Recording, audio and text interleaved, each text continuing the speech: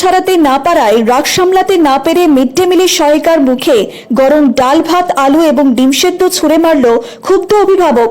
কানে গরম ভাত ঢুকে গিয়ে গুরুতর অসুস্থ অবস্থায় শান্তিপুর স্টেট জেনারেল হাসপাতালে ভর্তি ওই সহায়িকা। চরম অমানবিক এবং চাঞ্চল্যকর ঘটনাটি ঘটেছে নদিয়ার শান্তিপুর পৌরসভার 21 নম্বর ওয়ার্ডের 1 নম্বর শান্তিগড় কলোনি স্পোর্টিং ক্লাবে চলা 459 নম্বর আইসিডিএস সেন্টারে। শিক্ষিকা পৃথা গোস্বামী এবং সহায়িকা মিঠু বেবি কাজ করেন ওই আইসিডিএস সেন্টারে। তবে মিলন চক্রবর্তী নামে সেখানকার এক অভিভাবক এই ধরনের ঘটনা ঘটিয়েছে এমনটাই অভিযোগ, এবং সেই অভিযোগ জানানো হয়েছে শান্তিপুর থানায়।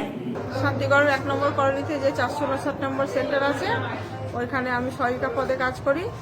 ওই দিন আমার 9টার সময় রান্না কমপ্লিট হয়ে যায় এবং ওই মিলন চক্রবর্তী বলে একজন খাবার নেয়, একটা বাচ্চার বাবা, উনি আমার সঙ্গে খাবার নিতে আসে 9:30টার সময় দিয়ে, আর ডিম সিদ্ধ দিই।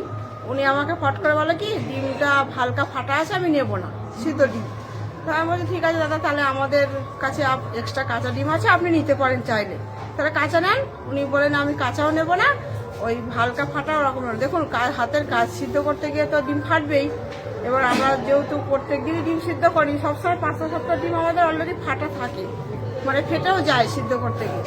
এবার তখন আমি ওনাকে বলি যে আপনি কাঁচা নেন, নাহলে আপনাকে কালকে থেকে আমি ডিম সিদ্ধ করে খোসা ছাড়াবো না, রেখে দেবো, আপনি কালকে থেকে তাহলে ওটাই নেবেন। উনি বলে না, আমার ফ্রেশ সিদ্ধ ডিম এখনই চাই। এই বলে আমি খাবার ওনাকে দিয়েও দিয়েছি। উনি খাবারের কেটলিটা হাতে ধরে আমার মুখে এরকম ছুঁড়ে বলে গরম খাবার। এবার আমি এরকম সাইড হয়ে যাই, খাবারটা পুরো আমার এই সাইড দিয়ে লাগে।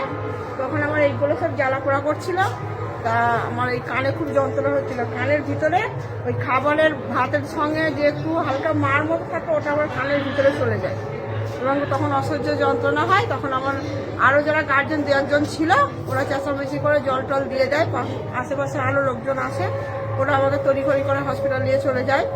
আমাদেরকে বলেছিল 9:30টার সময় যেতে।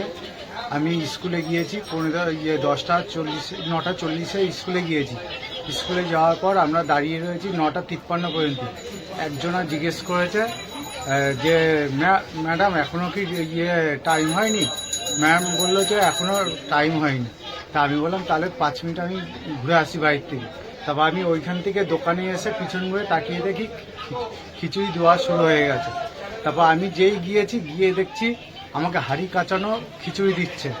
দিয়ে আমি বলেছি আমি হাঁড়ি কাঁচানো খিচুড়ি নেবো না। এই নিয়ে আমার সাথে বিতর্ক হচ্ছে। ডিম নিয়ে কিছু হয়নি? না, এমনি কিছু হয়নি। না, ডিম নিয়ে যে ফাটা ডিম, ওই হাঁড়ি কাঁচানো খিচুড়ি আমি নেবো না। ওটা জাল বা হাঁড়ি কাঁচানো খিচুড়ি আমাকে দিয়েছে, আর ডিমটা হচ্ছে একদম মানে ফ্যাটলা হয়ে গেছে, সেই ডিম আমাকে দিচ্ছে। আমি বলছি আমি তো টাইম মতো এসেছিলাম, তাহলে আমি এই ডিম কেন নেবো? এই নিয়ে আমার সাথে বিতর্ক হচ্ছে। দেখা করতে আমার বাড়ির লোক গিয়েছিল, গতকালকে গিয়েছিল। দিয়ে আমি এখান থেকে যাব বলেছিলাম, আমাকে অনেকে বারণ করেছিল, এর জন্য আমি যেতে পারিনি।